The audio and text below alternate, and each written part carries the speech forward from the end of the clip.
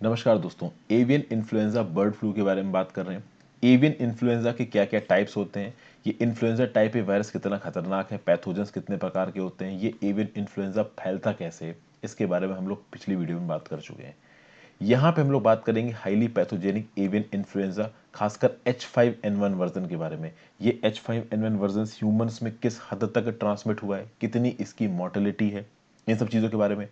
क्या चिकन और poultry products को किसी आउटब्रेक के दौरान खाना सेफ है या नहीं है, सिम्टम्स क्या है बर्ड फ्लू के, वर्ल्ड हेल्थ ऑर्गेनाइजेशन का क्या रिस्पॉन्स रहा है बर्ड फ्लू की तरफ, एवियन इन्फ्लुएंजा का इंडिया में क्या स्टेटस रहा है और इंडियन गवर्नमेंट ने इस इन्फ्लुएंजा को रोकने के लिए क्या किया है, इन सब चीज़ों के बारे में हम लोग यहाँ पे बात करेंगे। शुरुआत करते हैं H5N1 से, जो कि है highly pathogenic avian influenza, type A influenza virus है। इसके बारे में देखते हैं। ये बेसिकली एक एशियन वैरायटी है, हालांकि पूरी दुनिया में पाया जाता है ये वर्जन, ये स्ट्रेन किसका, एवियन इन्फ्लुएंजा का। बेसिकली ये जो HPAI एशियन H5N1 है, ये पोल्ट्री के लिए बहुत डेडली है। पहली बार इस वायरस को 1996 में गीज में चाइना में पाया गया था। चाइना वायरसेस का ओरिजिन रहा है हमेशा से, यहाँ पे भी वो वायरस का ओरिजिन है। पहली बार एशियन H5N1 को ह्यूमंस में डिटेक्ट किया 1997 में, जब एक पोल्ट्री आउटब्रेक हुआ H5N1 का। कहाँ पे, हांगकांग में। हांगकांग में पोल्ट्री आउटब्रेक हुआ और पहली बार पता चला कि किसी ह्यूमन को इन्फेक्ट किया है H5N1 में। उसके बाद आप देखोगे कि पोल्ट्री और वाइल्ड बर्ड्स में 50 कंट्रीज में, अफ्रीका, एशिया, यूरोप और मिडिल ईस्ट में ये H5N1 का स्ट्रेन पाया गया है। ये जो स्ट्रेन है H5N1 का, बहुत जबरदस्त मॉर्टेलिटी है इसकी, ना केवल पोल्ट्री में, ह्यूमंस में भी। 18 केसेस आज तक मिले हैं ह्यूमंस के। जिन ह्यूमंस को H5N1 इन्फेक्ट हुआ है उसमें से 6 की मौत हो गई है। 33% का यहाँ पे डेथ रेट है, बहुत डेंजरस है। और अगर आप एशियन H5N1 की वायरस की बात करो तो 6 कंट्रीज में ये एंडेमिक है। वो 6 कंट्रीज कौन सी हैं? Bangladesh, China, Egypt, India, Indonesia और वियतनाम। अब आप बोलोगे कि एंडेमिक का मतलब क्या होता है? एंडेमिक का मतलब ये होता है कि यहाँ पे नेचुरली ये स्ट्रेन पाया जाता है। ओरिजिन भले इसका चाइना में हुआ हो, लेकिन अब ये इंडिया में आ चुका है। इंडिया में इसके रेगुलर आउटब्रेक्स देखने को मिलते हैं। तो अब इंडिया में जब भी आउटब्रेक होता है ना, वो चाइना की वजह से नहीं होता, वो खुद के लोकल वजहों से होता है। तो कहीं ना कहीं ये जो H5N1 का स्ट्रेन है, वो इंडिया की पोल्ट्री बर्ड्स में कहीं ना कहीं घूम रहा है। कभी कभी ये स्ट्रेन जब ज़्यादा डोमिनेंट हो जाता है, लो पैथोजेनिक से हायर पैथोजेनिक में निकल आता है, तो इसके आउटब्रेक्स कुछ कुछ पॉकेट्स में देखने को मिलते हैं। तो अब ये इंडिया में एंडेमिक हो गया है, अब ये इंडिया में नेचुरली पाया जाता है। और एंडेमिक का एक और मतलब है कि इसको आसानी से एलिमिनेट नहीं कर पा रही है हमारी सरकार, इसको एलिमिनेट करना मुश्किल हो रहा है, क्योंकि कब यहाँ पे कैसे रीमर्ज करेगा, लो पैथोजेनिक वर्सेस को आइडेंटिफाई करना, इन सब की टेक्नोलॉजीज काफी लिमिटेड है। ओके, 2003 में देखने को मिला कि भाई दुनिया की बहुत सी कंट्रीज में ये जो H5N1 का स्ट्रेन है, ये एकदम से रिसर्च कर रहा था। ह्यूमन इन्फेक्शन थोड़े कम रहे हैं, ठीक है ना। ह्यूमन इन्फेक्शन वैसे तो एशिया, अफ्रीका, यूरोप जगहों पे मिले हैं, बट कहीं ना कहीं ह्यूमन इन्फेक्शंस कम ही है इस वायरस से।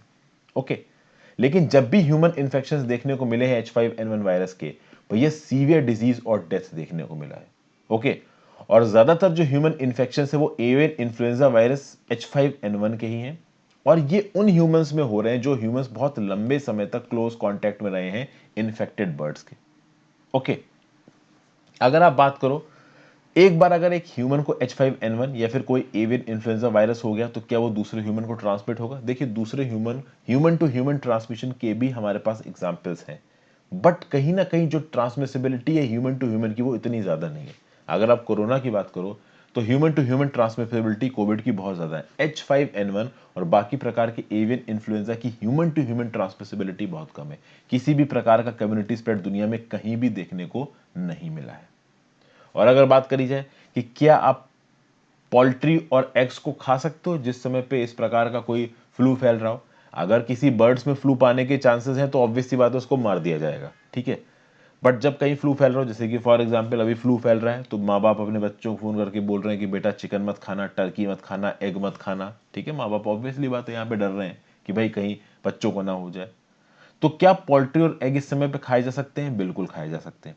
बस आपको मीट को तब खाना है जब आप उसको internal temperature of 165 degree Fahrenheit या 73.9 डिग्री सेंटीग्रेड पे कुक कर दो। ऑब्वियस सी बात है, जब आप उसको कुक करते हो तो वो मीट बहुत लंबे समय तक बॉयल करता है। आप चिकन कुक करते हो तो वो बॉयल करता है। ऑब्वियस सी बात है, जब वो बॉयल करेगा तो अंदर जो वायरस है वो मर जाएगा। अगर आपको अंडे खाने हैं तो अंडे प्रॉपरली बॉयल करके खाइए, रनी मत सर्व करिए। रनी का मतलब आपने हाफ फ्राई मत खाइए, होता है ना कि एकदम फोड़ के हाफ फ्राई बना दी जाती है। या फिर कुछ लोग सॉफ्ट बॉयल करते हैं एग को, तो जब आप सॉफ्ट बॉयल करते हो एग को तो उसके अंदर का जो योक है ना, वो अंदर का योक पूरा का पूरा बॉयल नहीं होता, वो आधा आप कह सकते हो लिक्विड रह जाता है, तो उसको रनी एग बोला जाता है। तो रनी एग इस समय पे अवॉइड करिए, पूरी तरीके से बॉइल्ड एग या पूरी तरीके से कुक्ड मीट ही खाइए यहाँ पे। और अगर आप इस तरीके से खा रहे हैं तो it is absolutely safe to consume poultry and game birds. Game birds क्या होती है यहाँ पे, आप सोचोगे भाई ये गेम बर्ड्स क्या है, तो पुराने के जमाने में जो बड़े बड़े लोग जाते थे और शिकार करते थे, तो शिकार के समय गोली मारते थे, किसी बर्ड को मार दिया, उसको खा लिया। आज की डेट में गेम बर्ड्स ये भी बोल सकते हो कि जो बहुत बड़े ग्रुप्स में गेम बर्ड्स चलती हैं, जैसे कि for example peasant, grouse, coils, Guinea foul, इस तरीके की बर्ड्स को भी गेम बर्ड्स बोला जाता है। तो पहले गेम बर्ड को क्या बोला जाता है, किसी बर्ड को गोली मार दिया आपने, वो नीचे गिर गई, उसको काट के खा लिया, तो वो गेम बर्ड हो गई। आज की डेट में झुंडों में जो बर्ड्स चलती हैं उनको भी आप गेम बर्ड बोलते हो, ठीक है भाई। तो अगर आप किसी भी मीट को पका रहे हो, 70 डिग्री सेंटीग्रेड का टेम्परेचर उस मीट के सारे भागों में पहुंचाए तो वो इस वायरस को मार देगा। और ऑब्वियसली बात है 100 डिग्री के लिए आप उबालते ही हो तो मर ही जाता है वायरस, अगर वायरस प्रॉपर तरीके से आपने पका रखा है। कुकर के अंदर प्रेशर कुक करके खाइए आधे घंटे तक, मस्त सब पक जाएगा, सारे वायरस मर जाएंगे। ओके, आगे बात की जाए। As a standard precaution, WHO recommends that poultry products and wild game birds should always be prepared following good hygienic practices and poultry meat should be properly cooked। properly cooked वाला point बता दिया, और good hygienic practices.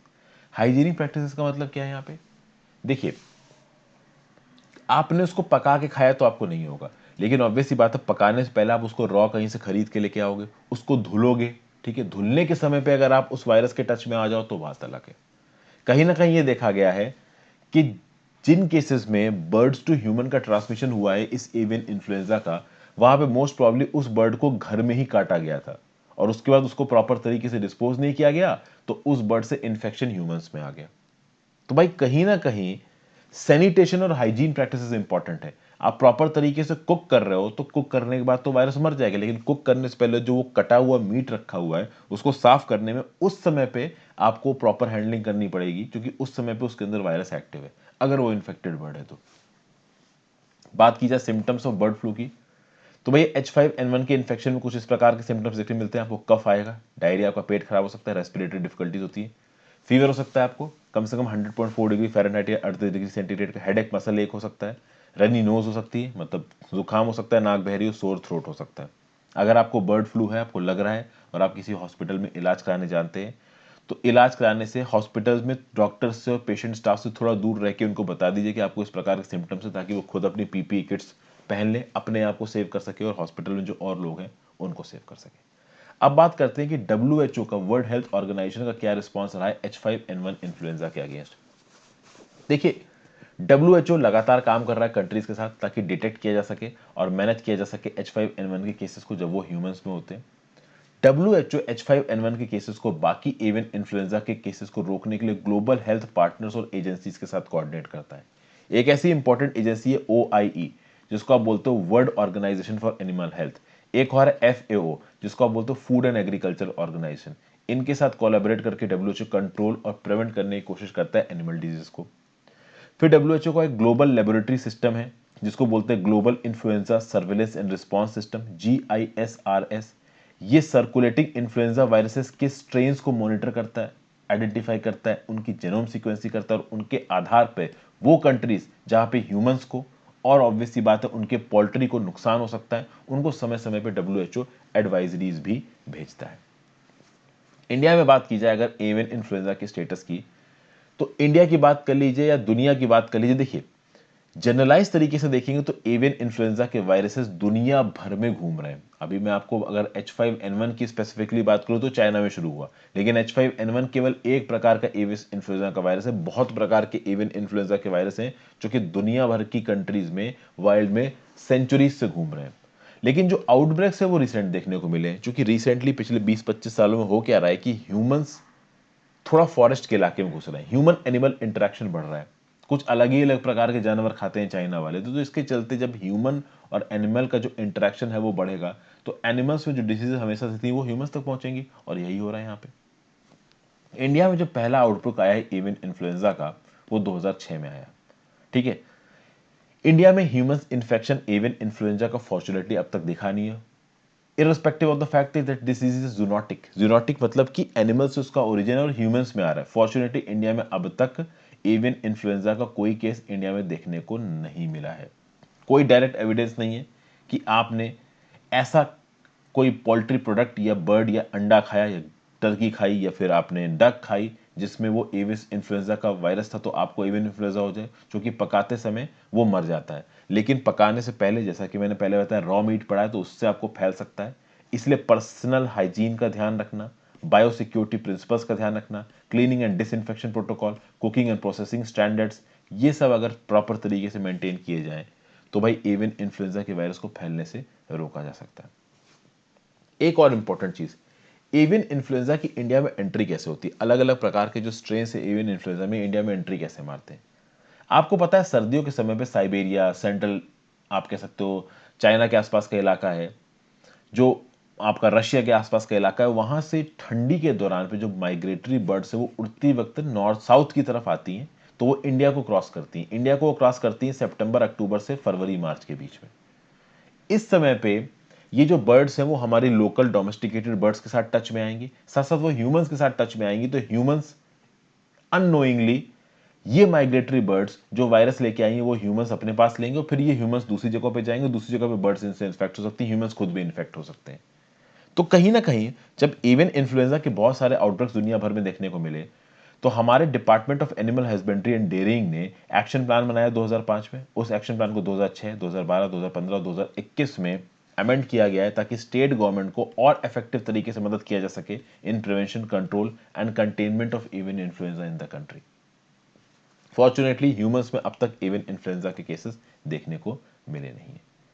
उसके साथ साथ department of animal husbandry and dairying ने एक control room भी बना रखा है दिल्ली में, जो कि इस सिचुएशन को देखता रहता है, इसका स्टॉक देखता रहता है, स्टेट अथॉरिटीज के साथ बातचीत करके डेली बेसिस पे प्रिवेंटिव एंड कंट्रोल मेजर्स को इशू करना ताकि कोई भी एवियन इन्फ्लुएंजा का आउटब्रेक इंडिया में ना हो।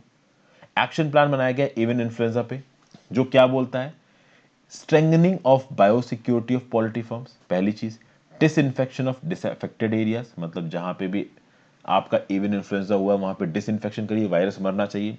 बायोसिक्योरिटी ऑफ पोल्ट्री फार्म्स का मतलब क्या होता है कि पोल्ट्री फार्म्स के अंदर बहुत मेजर बेसिस पे चिकन्स को रियर किया जाता है या गूस को, टर्की को वहां पे रियर किया जाता है, तो वहां पे बायोसिक्योरिटी, बायोसिक्योरिटी का मतलब कि बाहर का कोई वायरस वहां पे एंट्री ना मारे, क्योंकि वहां पे एंट्री मारा तो सबको इन्फेक्ट कर देगा।